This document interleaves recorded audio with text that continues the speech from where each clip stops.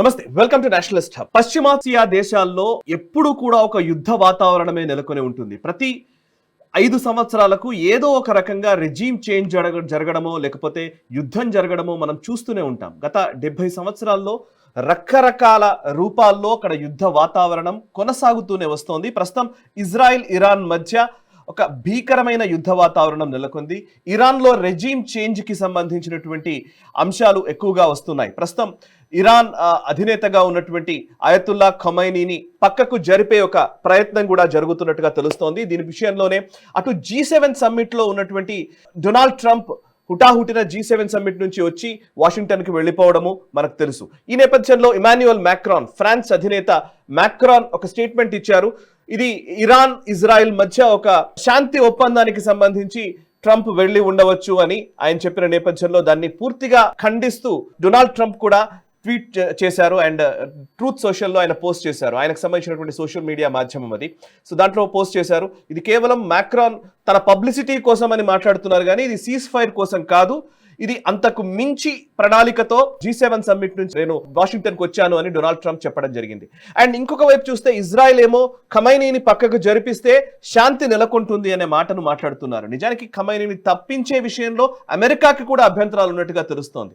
Overall గా చూస్తే ఈ వెస్ట్ ఏషియాలో నెలకొన్నటువంటి ప్రతిష్టంభన ఈ రోజుది కాదు. ఇరాన్ ఇరాక్ మధ్య గతంలో యుద్ధం ఉండింది, ఆ తర్వాత ఇరాక్ కి ఖతార్ కి మధ్య పడలేదు, అటు కువైట్ కి మధ్య పడలేదు, అండ్ ఇంకోవైపు సౌదీ అరేబియా లేదా గల్ఫ్ దేశాలకి ఇజ్రాయెల్ కి మధ్య కాన్ఫ్లిక్ట్ ఉంది, ఇప్పుడు ఇజ్రాయెల్ కి పాలస్తీనాకు మధ్య కాన్ఫ్లిక్ట్ ఉంది. సో ఈ వెస్ట్ ఏషియాలో నెలకొనే మంటలతో వెస్టర్న్ కంట్రీస్ నిజానికి చలి కాచుకుంటున్నాయన్న మాట కూడా వాస్తవం. ఈ నేపథ్యంలో ప్రస్తుతం ఉన్న పరిణామాలకు సంబంధించి కొంచెం కీలకమైన డెవలప్మెంట్స్ నెలకొన్నాయి. ఈ 2-3 రోజుల్లోనే ఈ కీలకమైన డెవలప్మెంట్స్ గురించి విశ్లేషించేందుకు ప్రస్తుతం మనతో ఉన్నారు అంతర్జాతీయ వ్యవహారాల నిపుణులు, విశ్లేషకులు మామిడి గిరిధర్ గారు. నమస్కారం సార్. నమస్తే సాయి. నమస్తే. మొన్న మనం గ్లోబల్ రౌండప్ లో ఇరాన్ ఇజ్రాయెల్ వార్ గురించి మీరు చాలా బ్యూటిఫుల్ గా ఎక్స్ప్లెయిన్ చేశారు. కానీ ఈ 2 రోజుల్లో ఇంకా కొంచెం సీరియస్ గానే పరిణామాలు ఉన్నట్టుగా ప్రస్తుతం మనకు కనబడుతోంది. G7 సమ్మిట్ నుంచి హుటాహుటిన అమెరికా అధినేత డొనాల్డ్ ట్రంప్ వెళ్లిపోవడము, ఇందాక ఇంట్రొడక్షన్ లో చెప్పినట్టుగా మ్యాక్రాన్ మాటలకి ట్రంప్ ఇచ్చిన జవాబు, ఇవన్నీ చూస్తున్నాం. అండ్ ఇంకోవైపు యుఎస్ నావీకి సంబంధించి US fleet air craft carriers ఇవి సౌత్ చైనా సీ నుంచి ఇప్పుడు మిడిల్ ఈస్ట్ లోకి వస్తున్నట్టుగా తెలుస్తోంది. సో మిడిల్ ఈస్ట్ అనే మాట వాళ్ళు వాడతారు, సో అది నేను చెప్తున్నాను, but west Asia right. Point ఏంటంటే ఇరాన్ ఇజ్రాయెల్ మధ్య నెలకొన్నటువంటి ఈ యుద్ధము ఎటువైపు వెళుతుంది? ఖమైనీని గద్దె దించడమే లక్ష్యంగా ఇజ్రాయెల్ పావులు కదుపుతోంది అండ్ అమెరికా దానికి సుముఖంగా ఉందా? అండ్ వెస్టర్న్ కంట్రీస్ ఏ విధంగా దీన్ని చూస్తూ ఉన్నాయి అండ్ మనం ఏ కోణంలో చూడాలి? ఫస్ట్ ఒకసారి ఈ 2 రోజుల డెవలప్మెంట్స్ గురించి ఒక బ్రీఫ్ గా చెప్పండి, తర్వాత మనం విశ్లేషణలోకి వెళ్దాం. అంటే మనము విశ్లేషణ చేసేటువంటి పరిస్థితిలో మనం ఏ విశ్లేషణ చేస్తున్నామో దీనికి అతీతంగా భారత ప్రభుత్వానికి చాలా తెలుసుకోవచ్చు. భారత ప్రభుత్వానికి కూడా అతీతంగా ఈ వెస్టర్న్ దేశాలు, నేటో దేశాలకు ఇంకా ఇన్ఫర్మేషన్ ఉంది. అటువంటిది అంతటి కీలకమైనటువంటి నేటో దేశంలో ఉన్నటువంటి ఫ్రాన్స్ అధ్యక్షుడికే తెలియలేదంటే ఏ పరిణామాలు ఎలా జరగబోతున్నాయో స్పెక్యులేట్ చేయడం అన్నది అది నిజంగా చాలా కష్టమైన విషయం. కానీ ఏదో పెద్ద పరిణామాలు మాత్రం ఉన్నాయని మాత్రం మనకు సూచనలు కనిపిస్తుంది. ఇమ్మాన్యుయల్ మక్రాన్ తెలియని విషయాలు మనకు తెలుస్తాయా అంటే అంత గోప్యంగా జరుగుతోంది. ఏం జరుగుతోంది అర్థం కావట్లేదు. అఫ్ కోర్స్ దాన్ని మనకు ఉన్నటువంటి పరిస్థితుల ఆధారంగా మనం కొంత ఏం జరుగుతోంది అని చూస్తే కనుక కొన్ని కరెక్షన్స్ ఇస్తుంది. అది ఫర్ ఇన్స్టెన్స్ మనకు బెంజమిన్ నెతన్యాహు చాలా క్లియర్ గా ఖమనేని తీసేయాలి, ఖమనేని చంపేస్తే గనక ఆ రెజీమ్ చేంజ్ అవుతుంది, రెజీమ్ చేంజ్ అయితే కనుక యుద్ధం ఆగిపోతుంది, దానివల్ల ఇబ్బందులు ఉండవు అని అతని ప్రతిపాదన. అంటే అక్కడ ఈ యొక్క మత ఛాందసం లేనటువంటి నార్మల్ ప్రభుత్వం ఏర్పడితే కనుక, అక్కడ డెమోక్రాటిక్ ప్రభుత్వమో లేదా ఈ ప్రత్యామ్నాయంగా ఏర్పడితే ఇజ్రాయెల్ యొక్క సెక్యూరిటీ సురక్షితంగా ఉంటుంది అని బెంజమిన్ నెతన్యాహు, తర్వాత మనకు ఇజ్రాయెల్ లో ఉన్నటువంటి థింక్ ట్యాంక్ యొక్క ఆలోచన. డొనాల్డ్ ట్రంప్ ఎన్నికలు గెలిచి వచ్చాక ఈ ప్రతిపాదనే ఇజ్రాయెల్ అమెరికా ముందు ఇస్తే అప్పుడు డొనాల్డ్ ట్రంప్ ఏం చేశారంటే మీరు ఏం చేయకండి, నేను వాళ్ళతో మాట్లాడతానని ఇరాన్ తో డైరెక్ట్ గా చర్చలు పెట్టాడు. 2-3 దఫాలు చర్చలు అయినా కానీ ఏమీ దాంట్లో రాలేదు.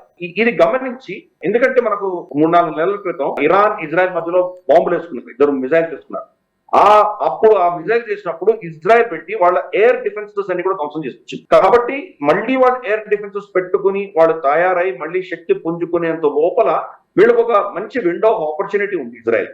అంత లోపల మనం ఏం చేసినా చేయాలి, న్యూక్లియర్ అసెట్స్ తీసేయడము, రెజిమ్ చేంజ్ చేయడము, ఇదే ఆపర్చునిటీ ఉంది అని చాలా ట్రై చేసింది.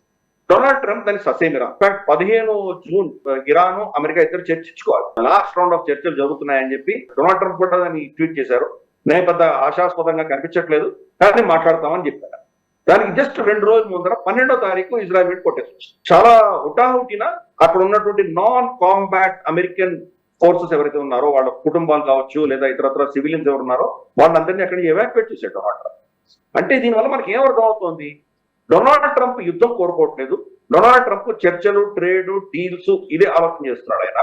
కానీ అతను దాన్ని అక్కడ పట్టు సాధించలేకపోతున్నాడు. ఇరాన్ తన మాట వినట్లేదు, తను అనుకున్నటువంటి ఇవన్నీ కూడా యాక్సెప్ట్ అవ్వట్లేదు. కాబట్టి ఇంకా చర్చలు జరుగుతూనే ఉన్నాయి. ఇది ఇలా ఉండగా ఇజ్రాయెల్ ఇంతవరకు డొనాల్డ్ ట్రంప్ ఆపగలిగాడు, కానీ ఇప్పుడు డొనాల్డ్ ట్రంప్ మాట వినడానికి సిద్ధంగా లేదు ఇజ్రాయెల్ అని మనకు స్పష్టంగా అర్థమవుతుంది. అంటే బెంజమిన్ నెతన్యాహు డొనాల్డ్ ట్రంప్ యొక్క వీక్నెస్, డొనాల్డ్ ట్రంప్ ని ఎంతవరకు మనం గౌరవించాలి, ఏ స్థాయి దాటిన తర్వాత అమెరికాను కూడా బేఖాతరు చేసి మనం ముందరకు వెళ్ళాలి అన్నది బెంజమిన్ నెతన్యాహు నిర్ణయించినట్టు స్పష్టంగా అర్థమవుతుంది. అంటే దీంట్లో మనకు అమెరికా ఇజ్రాయెల్ మధ్యలో ఉన్నటువంటి విభేదాలు స్పష్టంగా కనిపిస్తుంది. ఒక సైడ్ ఏమో డొనాల్డ్ ట్రంప్ ఖమెనీని తీయడానికి వీల్లేదు ఇది అని చెప్పేసి ఆయన వీటో చేశాడు. దాన్ని ససేమిరా ఒప్పుకోను, కావాలంటే ఏదో వాళ్ళ న్యూక్లియర్ సైట్స్ మీద బాంబులు వేసండి, అంతకు మించి చేయడానికి వీల్లేదు అని డొనాల్డ్ ట్రంప్ చెప్పాడు. కానీ బెంజమిన్ నెతన్యాహు ఏమో ఏబీసీ న్యూస్ కి ఇంటర్వ్యూలు అని చెప్తున్నారు, ఖమెనీ చనిపోతే కానీ యుద్ధం అయిపోతుంది తను చెప్తున్నాడు.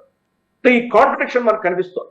అందుకనే G7 సమ్మిట్ కి వెళ్లేటప్పుడు ఏమీ లేనటువంటి ఎమర్జెన్సీ, G7 సమ్మిట్ కి వెళ్ళగానే ఎమర్జెన్సీ వచ్చి ఆయన వాషింగ్టన్ కి ఎందుకు పరిగెత్తవలసి వచ్చింది అంటే ఏదో ఇజ్రాయెల్ కొన్ని నిర్ణయాలు తీసుకుంది.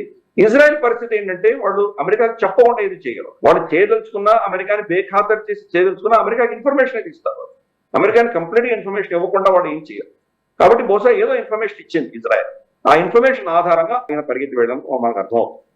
సరే, డొనాల్డ్ ట్రంప్ ఆయన 2 రోజుల క్రితం చేసిన ట్వీట్ లో మళ్ళీ నేను ఇండియా పాకిస్తాన్ మధ్యలో యుద్ధాన్ని ఎలాగైతే ఆపేశానో, వాళ్ళిద్దరి మధ్యలో ట్రేడ్ ఆధారంగా నేను ఎలా ఆపగలిగాను, అలాగే ఇరాన్ తర్వాత ఇజ్రాయెల్ మధ్యలో కూడా ట్రేడ్ ఆధారంగా యుద్ధాలు ఆపేయండి, నేను సంధి కుదురుస్తాను అని చెప్పి దాన్ని ట్వీట్ చేశాను.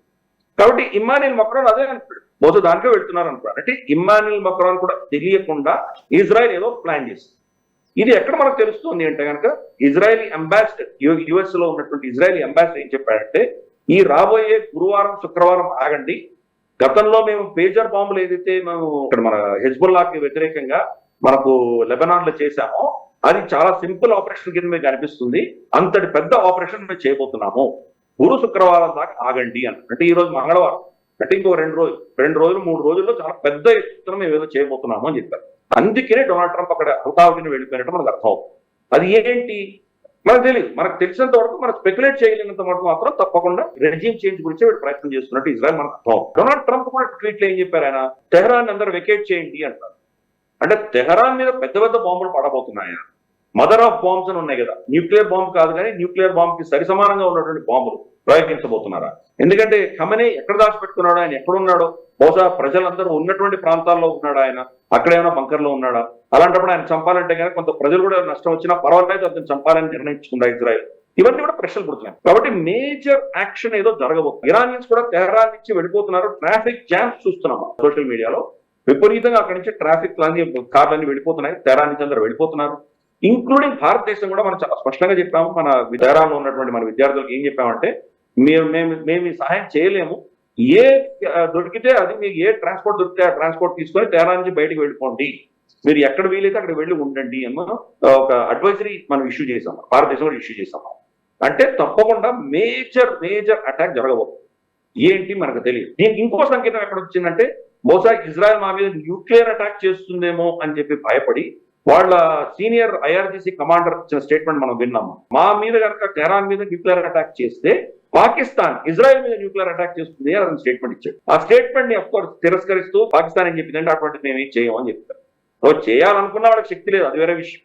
ఎందుకంటే అమెరికా అధీనంలో ఉన్నాయి, ప్లస్ భారతదేశం వాళ్ళని విపరీతంగా కొట్టాము. ఆయుధాలు పోవడం, వాళ్ళ రన్వేస్, వాళ్ళ కమాండ్ సెంటర్స్ పోవడం ఒక ఎత్తు అయితే, అది ఇంకేదో బంకర్లో ఉన్న టెంట్ కింద కూర్చొని చేయొచ్చు. అది కాదు, మనం కొట్టిన దెబ్బ ఎక్కడంటే కనుక నూర్ ఖాన్ ఎయిర్ బేస్ లో 3వ అంతస్తు భూమి లోపల 4వ అంతస్తులో బంకర్ బస్టర్ తో మనం కొట్టాం. అక్కడ రమారమి 100 మంది ఈ న్యూక్లియర్ కమాండ్ కి సంబంధించినటువంటి నిపుణులందరూ కూర్చొని చర్చించుకున్నాడు కొట్టాము. కాబట్టి వాళ్ళ న్యూక్లియర్ వెపన్ వాడగలిగిన శక్తి, నాలెడ్జ్, ట్రైనింగ్ ఉన్నటువంటి వ్యక్తులను చంపేశాం.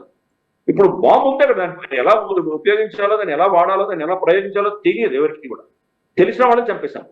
ఇజ్రాయెల్ అదే చేసింది. ఇప్పుడు తెహరాన్లో ఏం చేస్తుంది, ఐఆర్టీసీని, తర్వాత వాళ్ళ ఆర్మీ కమాండ్ ని అందరినీ లేపేస్తాం, వాళ్ళకి సంబంధించినటువంటి సీక్రెట్ సర్వీస్ ని అందరినీ లేపేస్తాం. కాబట్టి వాళ్ళ శక్తిని మనం బలహీనం చేసేసాం. కాబట్టి ఈ రోజు పాకిస్తాన్ వాళ్ళ మీద దాడి చేయాలి అనుకున్నా కానీ చేయలేదు. ఫస్ట్ ఇది గుర్తుపెట్టుకోవాలి. రెండవది, ఇజ్రాయెల్ కి మధ్యలో చాలా శక్తులు దానికి సమర్థిస్తుంది. ఇరాన్ నుంచి వాళ్ళకి కనుక మిజైల్ ఫైర్ చేస్తే ప్రమాణమే 2000 కిలోమీటర్ల దూరం పెడితే కానీ వాళ్ళు ఇజ్రాయెల్ వాళ్ళకి రాదు. మధ్యలో చాలా దేశాలు ఉన్నాయి, ఇరాక్ ఉంది, కువైట్ ఉంది, తర్వాత మనకు జార్డన్ ఉంది, లెబనాన్, ఇవన్నీ ఉన్నాయి. ఇంకో సైడ్ నుంచి చూస్తే సౌదీ అరేబియా వస్తుంది.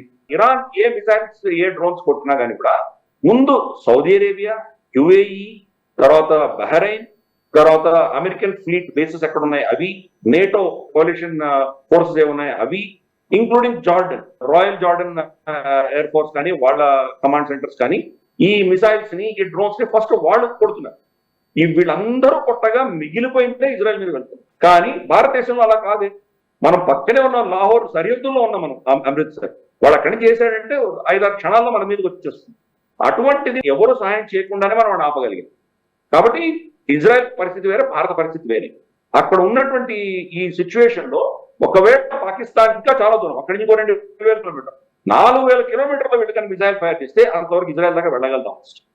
కాబట్టి ఇన్ని శక్తులు ఉన్నాయి కాబట్టి అది వెళ్ళేటువంటి పరిస్థితి కాదు. వాళ్ళు చేయలేరు, వాళ్ళకి ఆ క్షమత లేదు. ప్లస్ వాళ్ళని కంట్రోల్ చేస్తున్నది అమెరికా వచ్చింది. అందుకనే ఆపమని అమెరికా ఎందుకు ఒత్తిడి తీసుకొచ్చిందంటే ఇరాన్ మీద ఏదో చేయాలని వాళ్ళు నిర్ణయం కాబట్టి చేసింది మనకి ఇప్పుడు అర్థం అవుతుంది. అందుకనే మోదీ గారు ఏం చెప్పారు, సరే మేము దీన్ని ఆపము, పాజ్ చేస్తున్నామని చెప్పారు. అంటే మీ ఇరాన్ మీద మీరు ఏం చేస్తారో చేసుకోండి, అది అయిపోయిన తర్వాత మళ్ళీ వెళ్ళి మేము పాకిస్తాన్ కొడతామని చెప్పి నిర్ణయించుకున్నాం. కాబట్టి ఇది మనకి ఇప్పుడు ఈ యొక్క పరిణామాల వల్ల అర్థమవుతుంది. తప్పకుండా పెద్ద చేంజ్ ఏదో అవుతాం. ఇది ఇలా ఉండగా అహ్మద్ షా పహల్వి ఎవరైతే మనకు గతంలో ఉన్నటువంటి ఖొమైనీ ఆ దేశాన్ని 1979లో టేక్ ఓవర్ చేయక ముందరన్నటువంటి పహల్వి రాజ్ ఎవరైతే ఉన్నారో అతని కుమారుడు ఈరోజు యాక్టివ్. అతను మన సోషల్ మీడియా చాలా యాక్టివ్ గా ఉన్నారు. ఈ రెజ్యూమ్ ని చేంజ్ చేయాలి అర్జెంట్ గా, ప్రజలు నిర్ణయించాలి. అంటే నేను వస్తాను, నేను నేతృత్వం తీసుకుంటాను, నేను ప్రెసిడెంట్ అవుతానని చెప్పలేదు అతను. అతను ఏమన్నాడంటే ప్రజల ఆకాంక్షల ఆధారంగా ప్రభుత్వం ఏర్పడాలి, ఈ యొక్క క్రూరమైనటువంటి రెజ్యూమ్ చేంజ్ అవ్వాలి అంటూ అతను కూడా ట్వీట్లు చేయడం మొదలుపెట్టాడు. అంటే ఇరాన్ లోనే ఈ రెజ్యూమ్ కి వ్యతిరేకంగా ఉన్న శక్తులందరూ కూడా యాక్టివేట్ అయ్యారు. సో కాబట్టి బహుశా వాళ్ళ టార్గెట్ ఖమేనీ మీద ఉన్నట్టు మనకు అర్థమవుతుంది. ఈ రోజు చాలా కీలకమైనటువంటి ఖమేనీకి చాలా సన్నిహితుడైనటువంటి ఒక మేజర్ కమాండర్ ని వాళ్ళు ఈరోజు చంపారు, ఇజ్రాయెల్ క్లెయిమ్ చేసింది. కాబట్టి అతని చుట్టుపక్కల ఉన్నటువంటి శక్తులందరినీ కట్ చేసుకుంటూ వెళ్తోంది ఇజ్రాయెల్. కాబట్టి ఇంక నెక్స్ట్ టార్గెట్ ఖమేనీనే మనకు అనిపిస్తోంది. అందుకనే ఈ అమెరికా ఇజ్రాయెల్ మధ్యలో ఉన్నటువంటి విభేదాల ఆధారంగా దీన్ని ఎలా హ్యాండిల్ చేయాలి అన్నటువంటి సమస్య వల్లనే డొనాల్డ్ ట్రంప్ హుటాహుటిన వాషింగ్టన్ వెళ్ళినట్టు మనకు అర్థమవుతుంది. మరి ఖమేనీని చంపడానికి ఒప్పుకుంటుందా లేదా అమెరికా, అమెరికాని బేఖాతరు చేసి ఇజ్రాయెల్ వెళ్ళి చంపుతుందా, చంపితే మరి అమెరికా ఎలా రియాక్ట్ అవుతుంది, ఇవన్నీ కూడా పెద్ద ప్రశ్నలు. ఒకవేళ అది కనుక జరిగితే బహుశా డొనాల్డ్ ట్రంప్ ముందస్తుగానే తనే క్రెడిట్ తీసుకొని నేనే ఆర్డర్ ఇచ్చాను, ఇజ్రాయెల్ కాదు నేనే చంపానని చెప్పడం, ఇటువంటి ఏదైనా చేస్తారా మనకు తెలియదు. ఎందుకంటే ప్రతి చిన్న సమస్య, ప్రపంచంలో ఏ చిన్న సమస్య ఉన్నా మొత్తం నేనే పరిష్కరిస్తున్నానని చెప్పి ప్రగల్భాలు పడుతున్నారు కదా డొనాల్డ్ ట్రంప్. కాబట్టి ఆ క్రెడిట్ తప్పించుకోకుండా ఆ క్రెడిట్ తన బ్యాగ్ లో వచ్చేలాగా ప్రయత్నం చేస్తున్నారని నాకు అర్థం అవుతుంది. ఓకే, కాబట్టి ఇది చాలా క్రిటికల్ స్టేజ్ లో ఉంది ఈరోజు. బహుశా 2 రోజుల్లో చాలా పెద్ద మార్పులు మనం చూడవచ్చు. రైట్, మీరు చెప్పినట్టుగా నిజంగానే ఏమైనా జరగవచ్చు, కరెక్టే. ఎట్ ద సేమ్ టైం ఇక్కడ ఇంకొక అంశం కూడా ఉంది సార్. ఖమేనీ అనే వ్యక్తిని గనక పక్కకు జరిపిస్తే, ఇప్పుడు ఇందాక మీరు పెహ్లావి గురించి మీరు ప్రస్తావించారు కాబట్టి, గతంలో ఖమేనీ కంటే ముందు ఉన్నటువంటి ఒక డెమోక్రటిక్ గవర్నమెంట్, నిజానికి అప్పట్లో అసలు చాలా ఫ్రీ సొసైటీగా ఇరాన్ ఉండేది. అప్పటి విజువల్స్ కూడా మనకు సోషల్ మీడియాలో వీటిలో మనం చూస్తుంటాం. ఖమేనీ వీళ్ళు వచ్చిన తర్వాతనే మళ్ళీ ఒక ఫండమెంటలిస్ట్ దేశంగా మారిపోయింది ఇరాన్ అనేది చెప్తూ ఉంటారు. ఇప్పుడు అందరూ కూడా పర్వాలేదు రెజ్యూమ్ చేంజ్ జరగాలి, ఎందుకంటే ఈ ఫండమెంటలిస్ట్ వాతావరణం నుంచి బయటపడాలి ఇరాన్ అని కోరుకునే వాళ్ళు ఉండవచ్చు. But at the same time Indian perspective లో మనం ఆలోచించినా కూడా పహ్లావి ఉన్నప్పుడు మరీ భారతదేశంతో ఏదో మంచిగా ఉన్న అభిప్రాయం అయితే లేదు. అప్పుడు ఈవెన్ పాకిస్తాన్కి పూర్తి వంతపడినటువంటి వ్యక్తిగా కూడా ఆయనకు పేరుంది. సో ఇప్పుడు ఏదో డెమోక్రటిక్ గా ఒక డెమోక్రసీని అక్కడ ఏదో వృద్ధి చేస్తాము అని అనుకుంటే గనక అది పాశ్చాత్య దేశాలకు బాగుంటుందేమో. నిజానికి డెమోక్రసీ అనేది ఫార్స్ గా మారిపోయిన సందర్భంలో మనం ఉన్నాం కాబట్టి. సో ఈ జరగబోయే పరిణామాల మధ్య భారత్ దృష్టికోణం ఏంటి, భారత్ కి ఏది మంచి ఏది చెడు, ఆలోచనలు ఏమున్నా కానీ కూడా మనం చేయగలిగింది ఏం లేదు అక్కడ. కరెక్టే, ఏం జరుగుతుందో మన ప్రభావం లేదు కాబట్టి మనం చూస్తూ ఉండడం తప్ప మనం ఇంకేం చేయలేము. అందుకనే మనం ఏం చేస్తామంటే తటస్థంగా ఉంటాం ఇటువంటి అంశాలు. మనకు అటువంటి శక్తి వచ్చిన రోజు అప్పుడు మనం ఏమైనా మాట్లాడగలం, కానీ ప్రస్తుతం మనకు అంతటి శక్తి లేదు. కాబట్టి మనం ప్రతిదీ కూడా యునైటెడ్ నేషన్స్ లో మనం అబ్స్టైన్ చేస్తున్నాం. అటు కాక ఇటు కాక మధ్యలో తటస్థంగా ఉంటున్నాం. కాబట్టి ఇప్పుడు కూడా అలా ఉండక తప్పట్లేదు. ఫర్ ఇన్స్టెన్స్ సద్దాం హుసేన్ మనకు చాలా మంచి మిత్రుడు. సద్దాం హుసేన్ మొత్తం ఈ యొక్క వెస్ట్ ఏషియా ఇస్లామిక్ ప్రపంచంలో ఏకైక నేత, జమ్మూ కాశ్మీర్ భారతదేశం యొక్క అభిన్న భాగం అని చెప్పినటువంటి ఏకైక నేత. కానీ సద్దాం హుసేన్ మీద వాళ్ళు దాడులు చేసి అమెరికా అతన్ని ఉరి తీస్తున్నప్పుడు మనం ఏమీ చేయలేకపోయాం, అతన్ని ఆదుకోలేకపోయాం, అతని రక్షణకు రాలేకపోయాం. కాబట్టి మన శక్తి అంత లేదు. కాబట్టి ఇరాన్ లో కూడా వాళ్ళు రెజ్యూమ్ చేంజ్ చేసినా మనం ఏమీ అనలేము. రెండవది, ఇప్పుడున్నటువంటి ఇరాన్ రెజ్యూమ్ ఏదైతే ఉందో భారతదేశానికి వ్యతిరేకంగా ఏం లేదు, మన పక్షాన లేదు, మనకు దానివల్ల పెద్ద నష్టాలు ఏం లేవు. మనకి పైపెచ్చు చాబహార్ పోర్ట్ మన చేతిలో ఉన్నది. North south transit corridor NSTC ఏదైతే ఉందో అది మనకు బందర్ అబ్బాస్ నుంచి వస్తుంది. కాబట్టి దానివల్ల కూడా మనకి ఇబ్బంది లేదు. రేపు ఏమైనా వీళ్ళకు వెస్ట్ తోటి ఒప్పందాలు జరిగి వాళ్ళ మీద ఆంక్షలు ఏమైనా కొంచెం సడలింపు అంటూ ఏదైనా ఉంటే కనుక బహుశా భారతదేశం ఫస్ట్ లబ్ధి చెందుతుంది. ఎందుకంటే మనకు వాళ్ళకు ఉన్నటువంటి ఆయిల్ డీల్ ఎలా ఉండేదంటే 50% మనం రూపాయలు కట్టేవాళ్ళము, మిగతా 50% ఆంక్షలు ఎత్తేసిన తర్వాత డాలర్లు ఇస్తామని చెప్పారు. కాబట్టి మనకు అంత చాలా ప్లస్ కన్సెషన్ రేట్ లో మనకు వచ్చేది. మన రిఫైనరీస్ అన్ని కూడాను, ఫర్ ఇన్స్టెన్స్ మనకు ఇండో పెట్రోలియం కెమికల్స్ లిమిటెడ్ అంటే రిలయన్స్ కాకుండా ప్రభుత్వ అధీనంలో ఉన్నటువంటి గుజరాత్ లో ఉన్న రిఫైనరీస్ అన్ని కూడా ఈ ఇరాన్ లో నుంచి కొన్నటువంటి ఆయిల్ ని రిఫైన్ చేయడానికి సరిగ్గా సరిపోయినటువంటి మనం ప్లాంట్స్ పెట్టుకున్నాం అక్కడ. Unfortunate last time Donald Trump ప్రెసిడెన్సీలో మనం దాన్ని ఆపేస్తున్నాం. ఈ రోజు ఇరాన్ నుంచి ఏమి కొనట్లేదు. కాకపోతే మనం అదే చెప్తున్నాం కదా, అందుకని ఇప్పుడు ప్రస్తుతానికి మనం చేయగలిగింది చాలా తక్కువ వాచ్ చేస్తున్నాం. మనకు వాళ్ళు అఫీషియల్ గా స్టేట్మెంట్ మనకు వ్యతిరేకంగా 2-3 ఇచ్చారు అంటే ఖమేనీ ప్రభుత్వం. ఫర్ ఇన్స్టెన్స్ మనం చూసాం, కార్గిల్ లో కూడా చూసాం, మనం కార్గిల్ లో ఖమేనీ ఫోటోలు ఇవన్నీ చూసాం. షియాలు కాశ్మీర్ లో ఆర్టికల్ 370కి వ్యతిరేకంగా మనకు వ్యతిరేకంగా కొన్ని స్టేట్మెంట్ ఇష్యూ చేశారు. కానీ నిజంగా మనకు వ్యతిరేకంగా ఏమైనా చేశారా వాళ్ళు? ఏమైనా పాకిస్తాన్కి ఏమైనా ఫండింగ్ ఇచ్చారా? పాకిస్తాన్ లేదా ఇక్కడ ఉన్నటువంటి షియా కూటమిని భారతదేశానికి వ్యతిరేకంగా యుద్ధం చేయమని ఏమైనా చేశారా? చేయలేదు కదా. వాళ్ళ ఇస్లామిక్ ఉమ్మా దృష్ట్యా వాళ్ళు ఏదో స్టేట్మెంట్ ఇస్తున్నారు, కానీ మనకు దానివల్ల పెద్ద ఇబ్బంది ఎప్పుడు రాలేదు. కరెక్ట్ గా చెప్పావు. షా ఉన్నప్పుడు, షా ఆఫ్ ఇరాన్ ఉన్నప్పుడు భారతదేశం చాలా దెబ్బతింది. అతను సోకాల్డ్ వాళ్ళ దేశంలో రిబలిజము వెస్టర్నైజ్ చేసినా కానీ కూడా అతని ఆలోచన దృక్పథం అంతా కూడా ప్రో పాకిస్తాన్ ఉండింది. పాకిస్తాన్ చాలా సమర్థించాడు.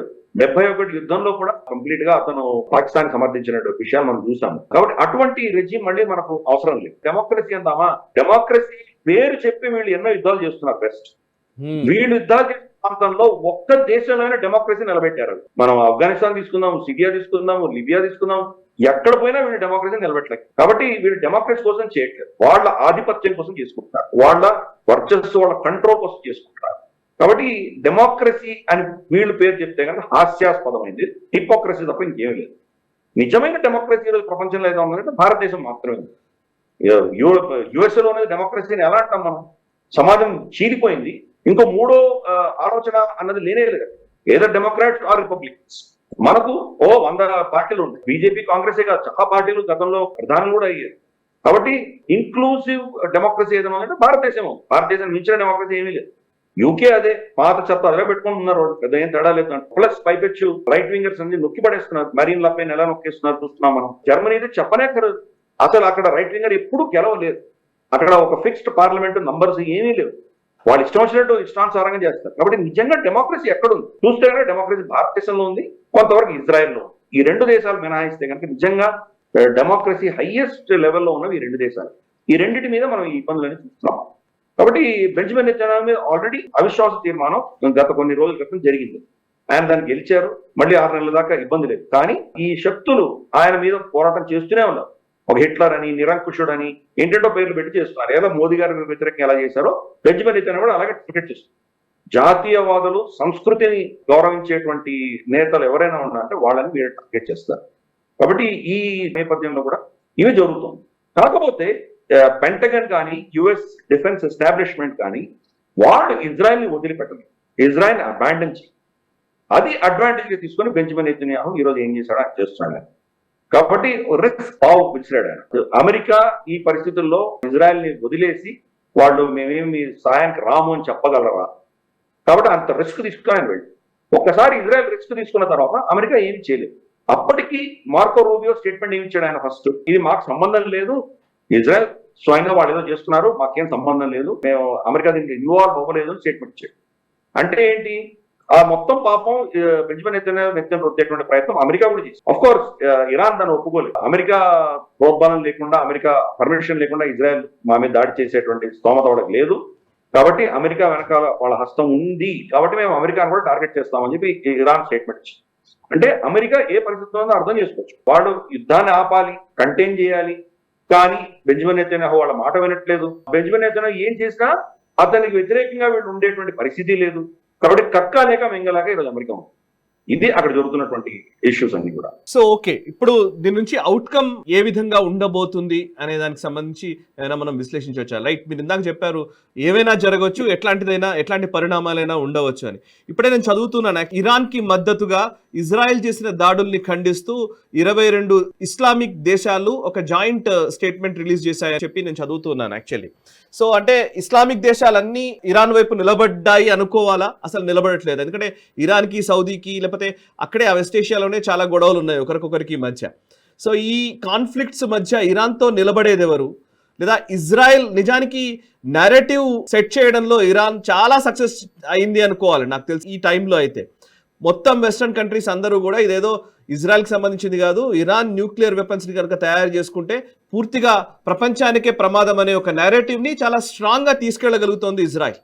ఈ నేపథ్యంలో రాబోయే రోజుల్లో అతి త్వరలోనే, అంటే ఈ రోజు మనము కాన్ఫ్లిక్ట్ సీరియస్నెస్ మనం చూస్తూనే ఉన్నాం, ఈ టైంలో ఎటువంటి మార్పులు జరుగుతాయి, దీని నుంచి భారత్ పైన ఎటువంటి ప్రభావం ఉంటుంది, మన పాత్ర సరే మనం స్పెక్టేటర్ గానే ఉంటాం, నిజానికి ఇప్పుడు ఉన్న దాంట్లో మనం తలదూర్చాల్సిన అవసరం లేదు, బట్ దాని స్పిల్ ఓవర్ మన మీద జరిగే నష్టాలు లాభాలు ఏమున్నాయి? అంటే మనకు తెలుసు, నీవు నేర్పిన విద్య నీరజాక్ష అని మనం ఒక సామెత ఉంది మనకి. అమెరికా గతంలో ఇరాక్ మీద దాడి చేయడానికి వెపన్స్ ఆఫ్ మాస్ డిస్ట్రక్షన్ అని చెప్పి ఏదో నెపం పెట్టి వాళ్ళు కొట్టొచ్చారు. చూస్తే అక్కడ ఏమి లేవు. ఇజ్రాయెల్ అదే పంథాలో వెళ్తుంది. వీళ్ళు బాంబు తయారు చేసేసారు, అయిపోయింది, ఇంకా లాస్ట్ స్క్రూ టైట్ చేస్తున్నారు, అందుకని మేము వెళ్ళి కొట్టామని చెప్పారు. ఇంటెలిజెన్స్ ఎవరు దాన్ని కన్ఫర్మ్ చేయాలి? అమెరికా ఇప్పుడు ఏం చెప్తోంది, ఇంకా కొన్ని నెలలు పట్టొచ్చు వీళ్ళు న్యూక్లియర్ బాంబు తయారు చేయడానికి, అమెరికన్ ఇంటెలిజెన్స్ చెప్తోంది. ఇజ్రాయెల్ ఏం చెప్తోంది, అయిపోయింది, బాంబు బ్లాక్ చేస్తున్నారు, ఇంకా స్కూల్ టైట్ చేస్తున్నారు, రేపో మాపో మా మీద కొడతారు వాళ్ళు, అందుకని మేము వెళ్ళి కొట్టామని చెప్తాం. దీన్ని ఇంటెలిజెన్స్ మరి ఎప్పుడు తేలాలి? కాబట్టి అదే అమెరికా ఇరాక్ మీద చేసినటువంటి ఫార్ములానే వీళ్ళు కూడా వాడారు. కాబట్టి ఇజ్రాయెల్ ఎవరు ఏమనుకుంటున్నారు అని వాళ్ళు ఆలోచించేయట్లేదు. వాళ్ళు చేతులు వాళ్ళు చేశారు. నేరేటివ్ వార్ ఎవరు ఏమనుకున్నా, యూరోప్ ఏమనుకున్నా, నేటో ఏమనుకున్నా, అమెరికా ఏమనుకున్నా వాళ్ళు పట్టట్లేదు. వాళ్ళు చేతులు చేస్తున్నారు. 2 ఇస్లామిక్ కంట్రీస్ 22 దేశాలు ఎవరైతే దీన్ని సంతకం పెట్టి ఇచ్చారో వాళ్ళలో ఎంతమందికి ఇజ్రాయెల్ మీద ఆంక్షలు విధించారు, శాంక్షన్స్ విధించారు. For instance Saudi Arabia Iran నుంచి వస్తున్నటువంటి డ్రోన్స్ ని, మిసైల్స్ ని first Saudi Arabian arm force దాన్ని షూట్ డౌన్ చేస్తున్నాయి. 2 ఇజ్రాయెల్ యొక్క ఎయిర్ క్రాఫ్ట్స్ కానీ వాళ్ళ మిసైల్స్ కానీ సౌదీ అరేబియా ఎయిర్ స్పేస్ ను వాడుకుంటుంది. దాన్ని ఏమైనా ఆపారు వాళ్ళు, సౌదీ అరేబియా మా ఎయిర్ స్పేస్ వాడుకోవడానికి వీల్లేదన్నారా? సరే, జార్డన్ అయితే జార్డన్ కి తర్వాత ఇజ్రాయెల్ కి ఒక అఫీషియల్ గా వాళ్ళకి రికగ్నైజ్ చేస్తారు, వాళ్ళిద్దరి మధ్య దౌత్య సంబంధాలు. సౌదీ అరేబియాకి ఇజ్రాయెల్ మధ్యలో దౌత్య సంబంధాలు కూడా లేవు కదా, అయినా వాళ్ళ ఎయిర్ స్పేస్ వాడుకోవడానికి మాత్రం పర్మిషన్ ఇచ్చారు. అదేమైనా విత్డ్రా చేసిందా? ఏం చేయలేదు కదా. ఈ స్టేట్మెంట్లు ఇచ్చినంత మాత్రం దాని వల్ల ఎవరికి లాభం? ఏం ఒరిగేదేం లేదు. టాసిట్ గా, పరోక్షంగా ఈ దేశాలందరూ కూడా ఇజ్రాయెల్ ని సమర్థిస్తారు. అబ్రాహమిక్ అకార్డ్స్ ఏమైనా ఆపారా? అబ్రాహమిక్ అకార్డ్స్ చాలా అద్భుతంగా నడుస్తున్నాయి. ఫర్ ఇన్స్టెన్స్ కొన్ని ప్రాజెక్ట్స్ ఉన్నాయి. జార్డన్ ఎడారి, జార్డన్ లో నీళ్లు, జార్డన్ కి నీళ్లు ఇజ్రాయెల్ సప్లై చేస్తుంది. మెడిటరేనియన్ నుంచి, సముద్రం నుంచి దాన్ని తీసి దాన్ని ప్రాసెస్ చేసి వీళ్ళకు నీళ్లు పంప్ చేస్తారు. ఎవరు? ఇజ్రాయెల్ పంప్ చేస్తారు. ఈ ప్రాజెక్ట్ అంతా ఫండింగ్ ఎవరు చేస్తున్నారు? యుఏఈ చేస్తున్నారు. యుఏఈ ఫండింగ్ తోటి, ఇజ్రాయెల్ టెక్నాలజీ తోటి జార్డన్ లాభపడుతుంది. ఈ ప్రాజెక్ట్ అయినా ఆపేశారా? లేదా యుఏఈలో ఉన్నటువంటి ఇజ్రాయలీ ఎంబసీని వీళ్ళు ఏమైనా ఆపారా? ఇజ్రాయెల్ యొక్క ఎయిర్ క్రాఫ్ట్స్ యుఏఈకి వస్తాయి, ఆ ఎయిర్ క్రాఫ్ట్స్ వీళ్ళు ఆపేశారా? ఏమైనా యాక్షన్ తీసుకున్నారా? ఒక్క ముస్లిం దేశం అయినా వాళ్ళకి వ్యతిరేకంగా ఎవరు తీసుకోలేదు కదా. ఈవెన్ ఏకైక న్యూక్లియర్ పవర్ దేశమైన పాకిస్తానే భయపడి పక్కన ముడుచుకొని కూర్చుంది. కాబట్టి ఇది ఊరికే స్టేట్మెంట్ ఇవ్వాలి, ఇవ్వకపోతే కానీ వాళ్ళ దేశంలో ప్రజల నుంచి వ్యతిరేకత వచ్చి ఏమైనా గొడవలు అయ్యి వాళ్ళకి ఏమైనా ఇబ్బందులు వస్తాయేమైనా భయంతో తూతూ మాత్రంగా స్టేట్మెంట్ ఇచ్చారే కానీ లిటరల్ గా వీళ్ళందరూ కూడా ఇజ్రాయెల్ వెనకాలే ఉన్నారు, ఇజ్రాయెల్ పక్షానే ఉన్నారు. అందుకనే ఇజ్రాయెల్ అంతా హాయిగా వాళ్ళు కొట్టగలుగుతున్నారు. ఇరాన్ నుంచి వస్తున్న మిజైల్స్ అన్ని ఇస్లామిక్ దేశాలు దాన్ని షూట్ డౌన్ చేస్తున్నాయి ఫస్ట్, తర్వాత ఇజ్రాయెల్ మీద పడుతుంది. ఇజ్రాయెల్ కి కవచంగా ఈ దేశాలే. కాబట్టి హిపోక్రసీ తప్ప ఇంకేమీ లేదు. డిప్లొమసీ అంతా ఇలాగే ఉంటుంది. బయట చెప్పేది ఒకటి ఉంటుంది, చేసేది వేరే ఉంటుంది. అఫీషియల్ గా ఇరాన్ తిడతారు, యాక్సెస్ ఆఫ్ ఈవుల్ అంటుంది అమెరికా, రాక్షసుడు అంటాడు, పెనుభూతంగా చూపిస్తారు, కానీ ఖమనేని చంపకూడదు. ఎందుకు? ఖమనే రెజ్యూమ్ ఉన్నంత వరకు అమెరికా యొక్క రెలవెన్స్ వెస్ట్ ఏషియాలో ఉంటుంది. అక్కడ వీళ్ళ మిత్రదేశంగా తయారైందంటే శత్రువే లేకపోతే అమెరికా ఏం చేయాలి అక్కడ? అంతే కదా, బేగానే షాజమే అబ్దుల్లా దీవాన్, అంతకంటే ఏం లేదు కదా. అక్కడ ఏం చేస్తాడు? అమెరికా పనే ఉంది. ఇజ్రాయెల్, సౌదీ అరేబియా, ఇరాన్ ముగ్గురు ఫ్రెండ్స్ అయిపోతే అమెరికా పనే ఉంది అక్కడ. గల్ఫ్ నుంచి వాళ్ళని పంపించేస్తారు. మిలిటరీ స్థావరాలన్నీ ఏమవుతాయి? అవన్నీ పోతాయి కదా. వాటికి మిలిటరీ స్థావరాలన్నీ వీళ్ళే ఫండ్ చేస్తున్నారు కదా, అక్కడ రాజ్యాలు ఫండ్ చేస్తున్నారు. సౌదీ, యుఏఈ వీళ్ళే వాళ్ళకి అన్ని పైసలు ఇస్తున్నారు. అవన్నీ ఏమవుతాయి? అమెరికా డిఫెన్స్ ఇండస్ట్రియల్ కాంప్లెక్స్ ఏమవుతుంది? కాబట్టి వీళ్ళందరికీ ఏదో ఒక రాక్షసుడు ఉన్నాడు, ఒక బూచి ఉన్నాడు చూపించారు. ఆ బూచి కమనేనిగా చంపేస్తే బూచి లేడు కదా. సో వీళ్ళందరూ నువ్వు పోనీ వేరే ప్రత్యామ్నాయాలు చూసుకుంటాం, చైనా కూటమిలో వెళ్తాం, లేదా ఏదో రష్యాతో వెళ్తాం, లేదా భారతదేశం వెళ్తాం, ఏదో చెప్పొచ్చు. కాబట్టి అమెరికా స్ట్రాటజీ చెప్పేది ఒకటి, చేసేది. అలాగే వీళ్ళందరూ కూడా ఇస్లామిక్ దేశాలు కూడా చెప్పేది ఒకటి, చేసేది. ఇస్లామిక్ బాంబ్ అని చెప్పిన పాకిస్తాన్ సౌదీ అరేబియా పక్షాన్ని ఎప్పుడూ నిలబడింది. వాళ్ళకు యమన్ లో ఉన్నటువంటి హౌతీలతోటి, తర్వాత అక్కడ జరుగుతున్నటువంటి గొడవలు, వాళ్ళు సౌదీ అరేబియా మీద బాంబులు వేస్తుంటే పాకిస్తాన్ సహాయం కూడా సౌదీ అరేబియా మేము జోక్యం చేసుకోమని తటస్థంగా ఉంది. ఎందుకు? ఈ సున్నీ షియా గొడవలో మేము తలదూర్చుకోలేదని రాహిల్ షరీఫ్ ని ప్రైవేట్ గా పంపించారు. ఆయన రిటైర్ అయిపోయినటువంటి వ్యక్తి ప్రైవేట్ గా వెళ్ళి పాకిస్తాన్ ప్రభుత్వం దాంట్లో ఎక్కడ జోక్యం తీసుకోలేదు. అప్పుడు సౌదీ అరేబియాకి అర్థమైంది, ఇంత మూర్ఖంగా మనం పాకిస్తాన్ ఫండింగ్ ఇచ్చాము న్యూక్లియర్ దీనికంతా కూడా ప్రాజెక్ట్ కి, మనకు అవసరం ఉన్నప్పుడు వీడు మన పక్షాన్ని నిలబడాడు అర్థమై పాకిస్తాన్ పక్కన పెట్టి. కాబట్టి అంత హిపోక్రసీ నడుస్తుంది. బయట చెప్పేది ఒకటే, ముస్లిం ఉమ్మా ఇవన్నీ చెప్తారు, కానీ దాని వెనక ఉన్నట్టు రియల్ పాలిటిక్స్ కంప్లీట్ గా డిఫరెంట్. అందుకని ఈ స్టేట్మెంట్ చూసి మనం మోసపోనక్కర్లేదు. రైట్, ఇప్పుడే జస్ట్ వచ్చింది sir official announcement from Afghanistan అని ట్విట్టర్ లో వచ్చింది రష్యన్ న్యూస్ నుంచి. If the United States intervenes military against Iran, we will take action of our own and we will not stand ideally by. సరే, okay, వాళ్ళకి ఎంత capacity ఉంది, తాలిబాన్కి ఏం capacity ఉంది? ఈ రోజు పాకిస్తాన్ ఎయిర్ బేస్లు అన్ని కూడా ఇప్పుడు అమెరికా అదే. కాబట్టి అటువంటిది ఏమైనా చర్య చేస్తే మళ్ళీ వీళ్ళు వెళ్ళి కొట్టగలం.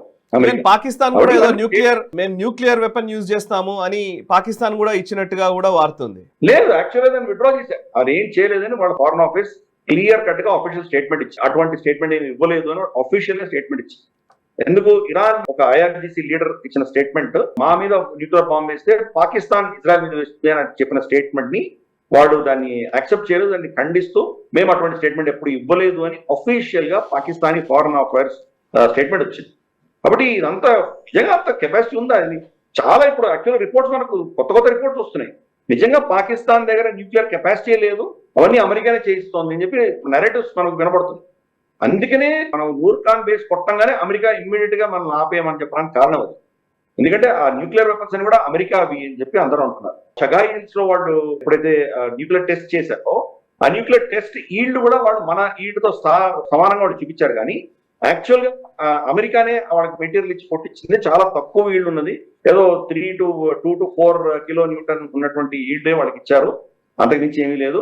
మొత్తం ప్రాసెస్ అంతా కూడా అమెరికా అధీనంలోనే ఉంది.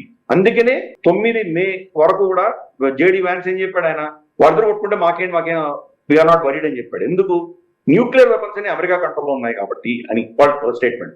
కాబట్టి ఇవంతా కూడా ఏంటంటే అక్కడ మొత్తం కంట్రోల్ చేసుకుంది అమెరికా అధీనంలోనే ఇవన్నీ కూడా ఉన్నాయి. వాళ్ళ ఎక్విప్మెంట్స్ అన్ని కూడా మొత్తం గల్ఫ్ స్టేట్స్ లో ఉన్నటువంటి యుద్ధ ఎక్విప్మెంట్ అంతా కూడాను అమెరికా సప్లై చేస్తుంది. వాళ్ళ కిల్లర్ స్విచ్ ఉంటుంది, కిల్ స్విచ్ అంటారు. రేపు వాళ్ళ F-65 టేక్ ఆఫ్ అవ్వాలంటే కనుక అమెరికా అక్కడ స్విచ్ ఆఫ్ చేసిందంటే ఇవేవి టేక్ ఆఫ్ కూడా అవ్వదు. కాబట్టి అమెరికా కంప్లీట్ గా ఈ ప్రాంతం అంతా కంట్రోల్ చేస్తుంది. ఇజ్రాయెల్ కూడా వాళ్ళకి ఇజ్రాయెల్ కి ఫ్రీ హ్యాండ్ ఇస్తే కనుక, ఇరాన్ లేపేస్తే కనుక ఇంకా అమెరికాకు ఉండవలసిన అవసరం. కాబట్టి ఇదంతా కూడా ఒక స్టేజ్ మేనేజ్డ్. బయట చెప్పేది ఒకటి, వెనకాల జరుగుతున్నది.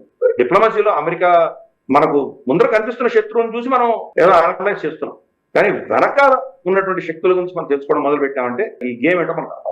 Yes sir, right sir, thank you very much Giridhar గారు. చాలా విషయాలు మీరు స్పష్టంగా మీ అనాలిసిస్ అందించారు. Really thank you very much sir.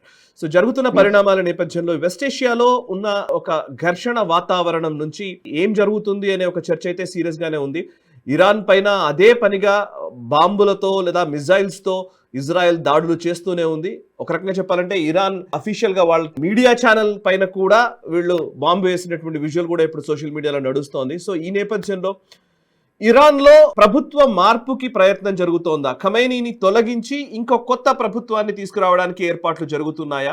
And ఇంతకు ముందు ఏదైతే ఇరాన్ రెవల్యూషన్ అని చెప్పి ఈవెన్ ఖమైనీ చేతిలోకి వెళ్ళిపోయినటువంటి ఇరాన్ ఇప్పుడు మళ్ళీ ఒక ప్రజాస్వామ్య దేశంగా మారుతుందా?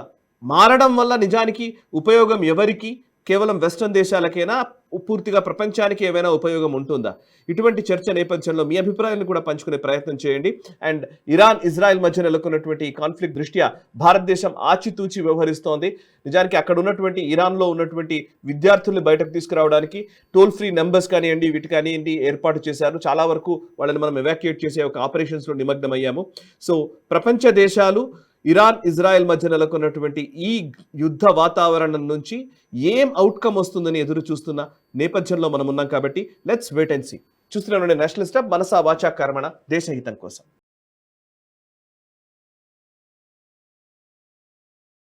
ఈ వీడియో మీకు నచ్చినట్టయితే లైక్ చేయండి, 10 మందికి షేర్ చేయండి. అలాగే కామెంట్ల రూపంలో మీ అభిప్రాయాలను మాతో పంచుకోండి. Nationalist hub group of channels ను సబ్స్క్రైబ్ చేసుకుని తెలుగునాట జాతీయవాద జర్నలిజాన్ని ప్రోత్సహించండి. ఈ వీడియో కింద ఉన్న బెల్ ఐకాన్ పై క్లిక్ చేయడం మర్చిపోవద్దు.